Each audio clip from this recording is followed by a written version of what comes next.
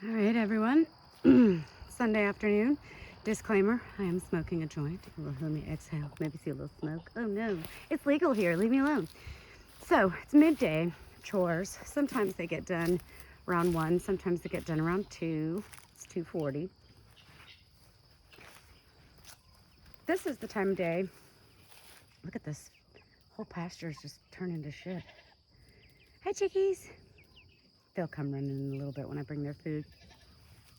Midday chores consists of feeding the chickens, which takes all of 10 seconds, filling their water if they need it. It looks fine. I guess now it consists of checking on the keats, making sure they have feed, even though eventually we won't feed them during the day, but while they're growing and they have limited access, they will. There they are, having a good time. Hello, little guineas. Hello, little guineas. Very cute. They really stay on above and below their coop and inside it. Excuse me. Still haven't put the roofing up. Shame on me, us. This is cement leftover quickcrete. Probably gonna use it for some of these posts over here. That is trash that the guys left from the greenhouse. I don't have anywhere to put it. So I'm leaving it there. And then I think whatever day it's not gonna rain, as long as it doesn't rain in between, like tomorrow, if we can, I want to go to the dump and take cardboard and trash. If it's heavy because it's wet, it costs more because they charge you by the pound. So it'd be nice to get that pile of trash out of there before doing that. I don't exactly know how to do that. Anyway, no filter, this ridiculous sky. Midday chores also consists of just making sure everyone has water. Lemonade and Ferguson are in the barn, and since they don't have fresh forage, we usually give them hay this time of day. Sometimes we cut them fresh clover and dandelion and grasses. Let's see what's going on down here. So we'll top off their waters and get them what they need. It's amazing to look at like how green and crazy nice it is over there, and then over here it's uh-oh, somebody ate everything.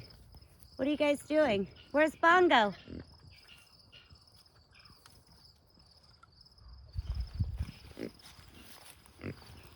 I know, Petunia. Where's Bam Bam? Suspicious. Do we have a goat and a pig napping together? It's possible. Do you like my brace? Yay. Here's the funny part where I went around an ant mound. Woo! That butterfly startled me. It's a big ant pile. Oh, Petunia, what are you so excited about? No, you know we don't eat this time of day. Don't be silly. What's up? Where's your bongo? Fern, where's your bongo? June, where's your bongo? Where is he? Where is he? You sure are cute. Sheila. Oh, there's your little bongo. And there's Bam Bam. You two were napping together, weren't you? Yes, Petunia. But I still don't have any snackums. Yeah, so I'll come fill up spiders. Their waters. I posted another video of the forest today. Not this one. It's about, I don't know, maybe a quarter of a mile that way. I could measure it on Google Earth, tell you where we were. Maybe half a mile. It's pretty far in, but I'm so sorry I have to slow down on panning, especially in the forest. When I'm in it, I realize now that with so many trees around me, it's really hard to see when I turn. So there's more slowly. All right. You can see when we had this leveled, It's actually, there's a bit of a slope down here.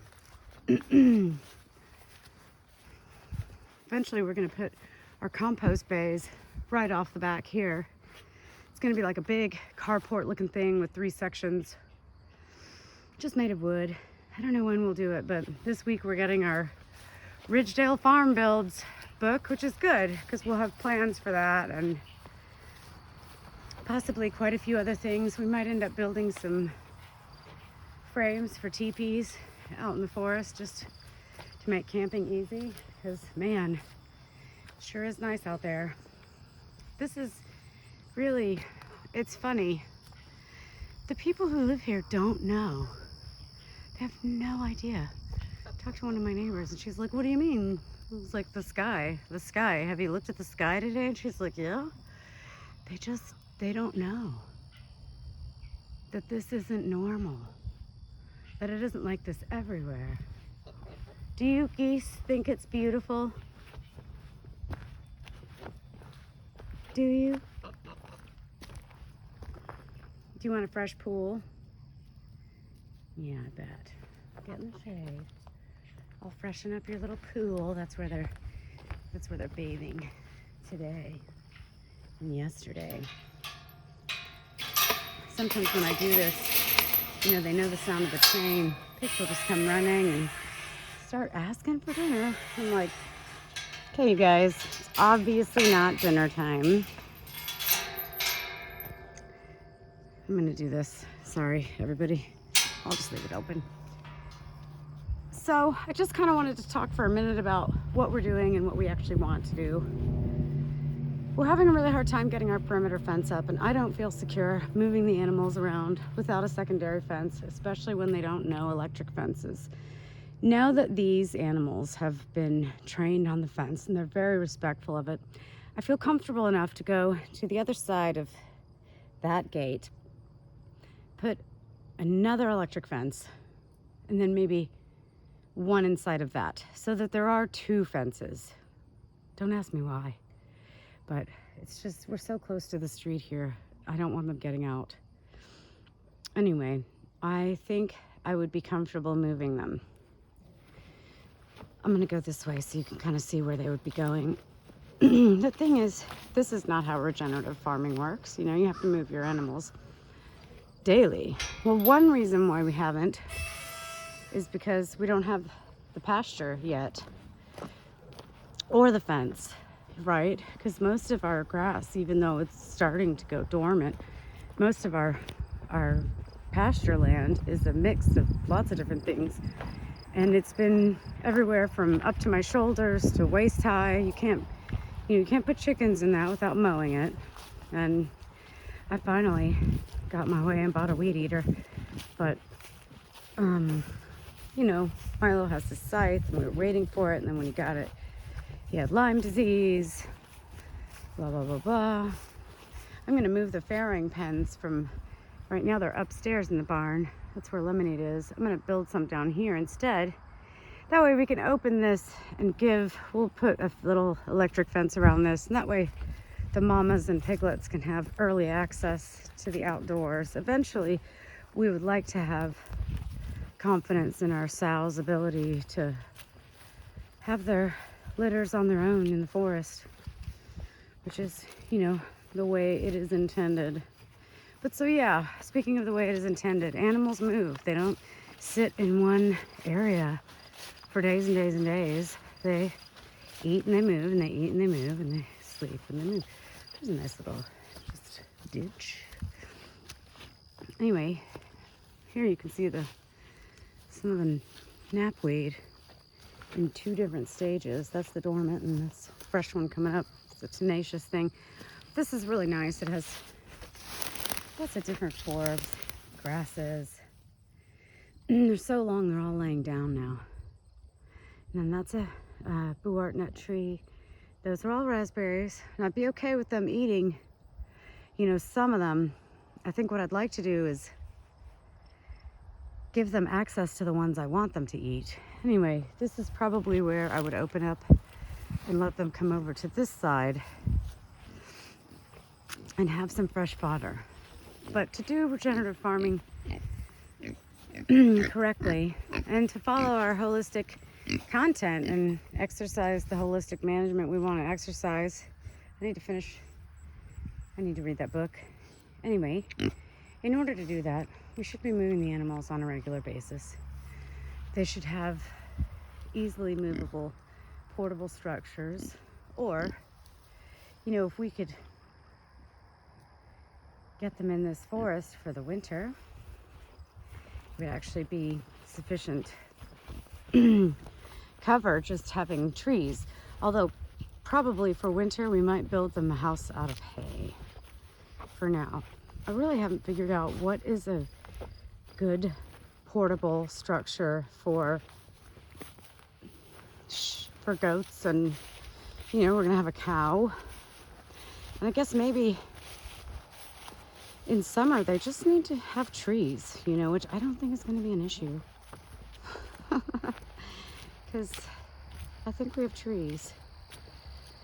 But yeah, I've started formulating a plan for actually thinning out this forest. I'm starting to be able to make sense of how to do that.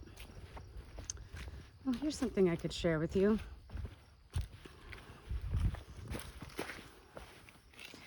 Here we found a felled tree, an old log. Oh, can't go there. It's barbed wire. Don't know what's happening. It's on the ground.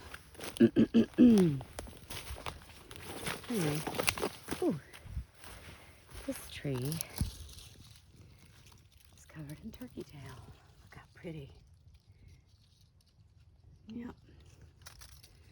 Yeah, this land is like the gift that keeps on giving, but man, look at that shit. A 12-year-old forest. There's a tree every, meter. They're everywhere. So, yes, I've come up with ideas. I'm starting to be very familiar with the types of trees that we have. And there are so many baby trees. And none of them are, only one or two. Like, I wouldn't take out an oak. Those are few and far between. I might take out a maple. I'm trying to never take out an aspen. And so far I've seen 2 kinds, maybe 3. There's a third one that I need to look it up. Anyway, there's lots of things to fell. Like, I know which ones are the choke cherries. Welcome, here's choke cherry. You can take that whole thing out. Now that's in a ditch and probably helps with drainage. I don't know. I'm just leaving those because this is the perimeter. We're not going to take away from the perimeter, and we'll leave, starting from this row of tall birch, we'll leave a good 15, 20 feet of forest and then have access points where it's easy to enter and deal with fencing. However it is we want to install it, whether it's portable or we set it up like the whole thing has a perimeter and then we can cross wires. I don't know. I haven't figured it out. All I know is how I want to thin it. So we'll leave a big, thick border all the way around it. And that way, if we use it in winter, it's a perfect windbreak. And it'll create really good shelter.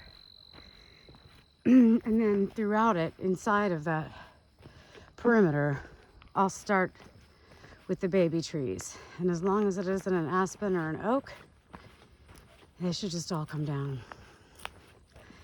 I do look for ash trees. I will also leave those. But what we have that is so prolific, it's like almost every tree is a birch or pine. So, or chokecherry. This chokecherry is the worst.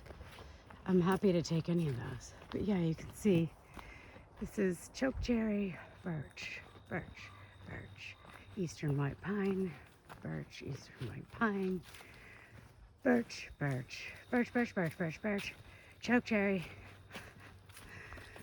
Birch, chokecherry. Not kidding. Pine.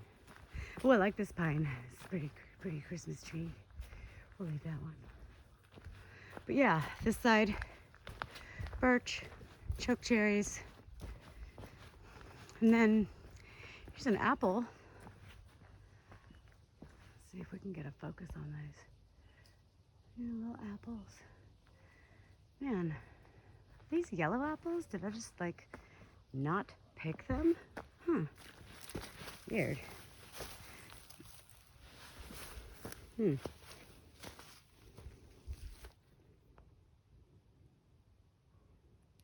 Oh, gross. Slugs. Disgusting. I'm gonna take it home and make Milo eat it.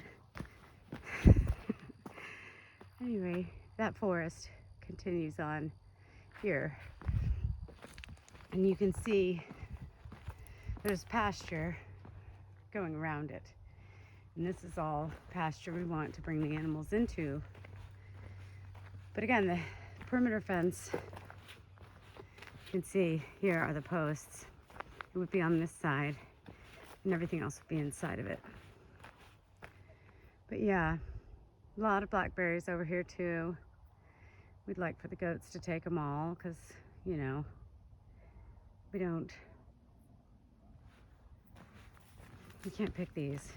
There's so many along the road that I'm happy to just leave those, and the rest can just go back to pasture. You know, make it better grassland so the livestock can benefit. You know, the less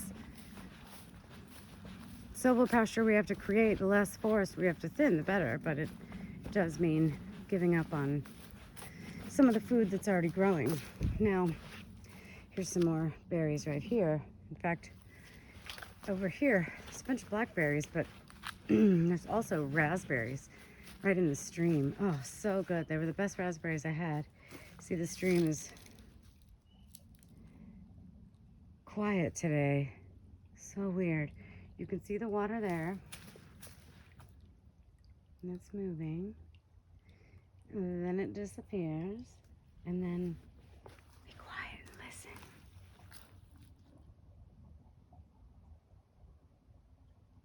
You see, I can hear it. It's gurgling.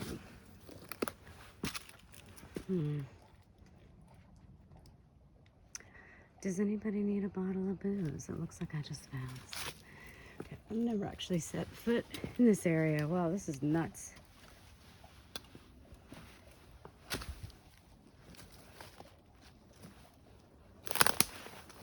Booze? Anyone? It's actually kind of nice bottle.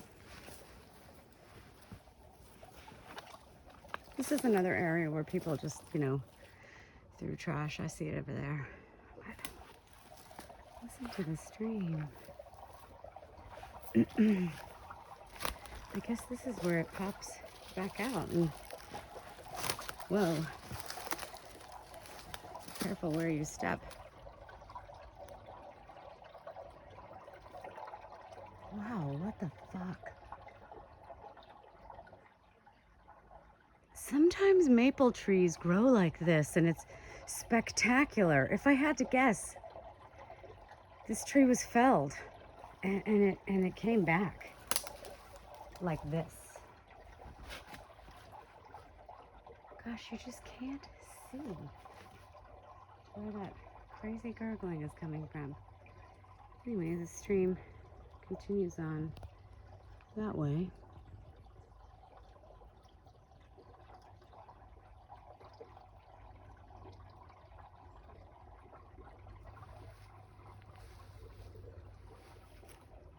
It's just beautiful. When it was running overground the other day, it was going this way. Obviously, you can see it. It's often this way. Welcome to Mosquito Town, everyone. Ugh, get me out of here. Wow, look at how pretty that is. Oh. All right. So that is the riparian area. We will protect it and everything we can. Our gate will be right here, and keeping the animals out. I'm not going to go that way right now because I just want to go back home and do the chores. Everyone's waiting on me.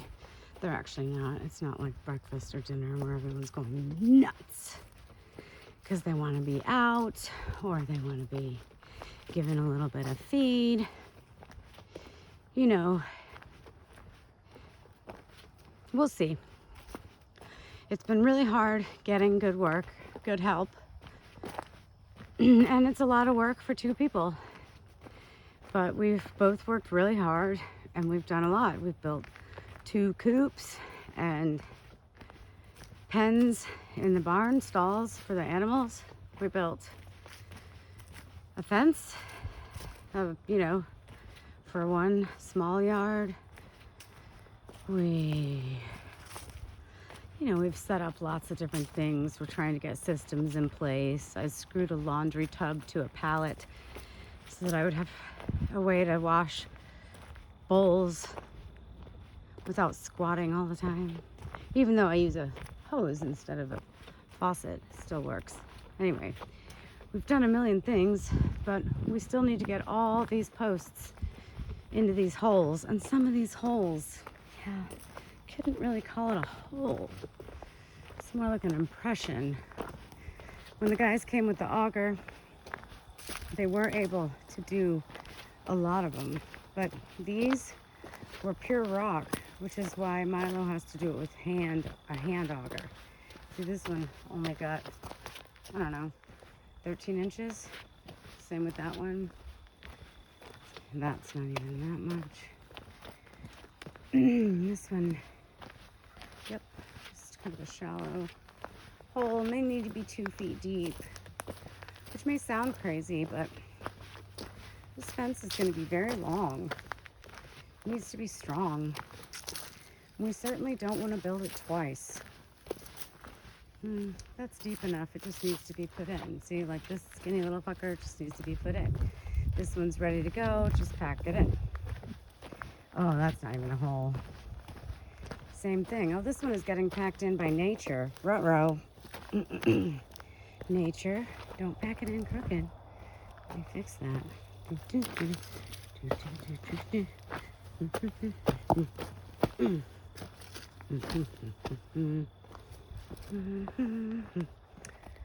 Still just a wee bit.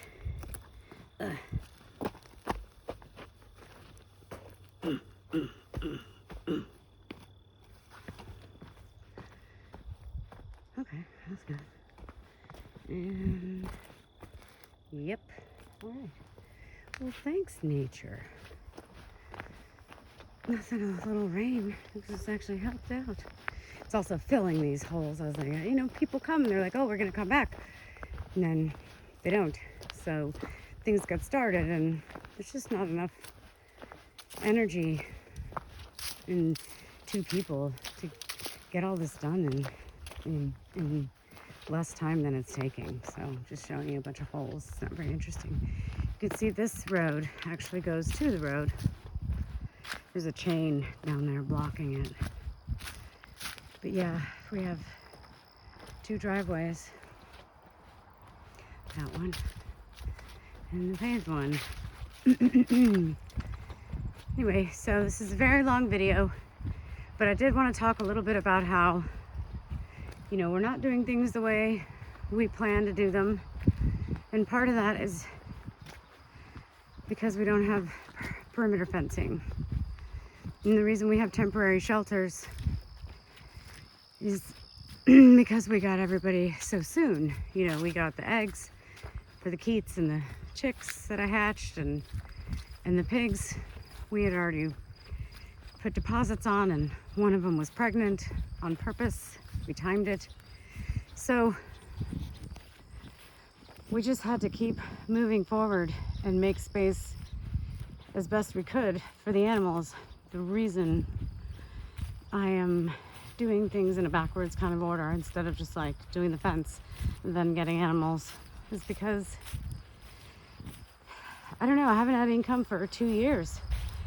a year and a half, and it'll be, I don't know, at least 2 years, if not 3 or longer, before we're really making it, especially if we're going to have to rely more on pork and beef than we thought we would, right? Because there's not really a market for chicken, which is your fastest turnaround.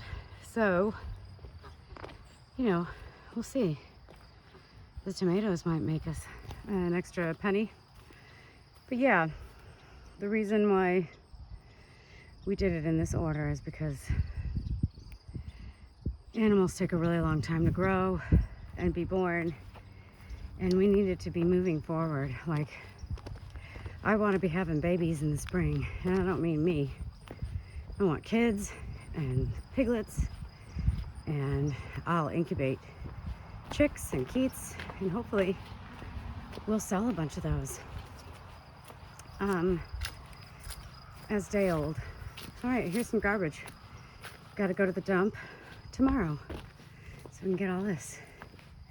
This is the best. Like, I don't know. I couldn't tell you. It's just a bucket of shit that I found. All right, everybody. Cheers.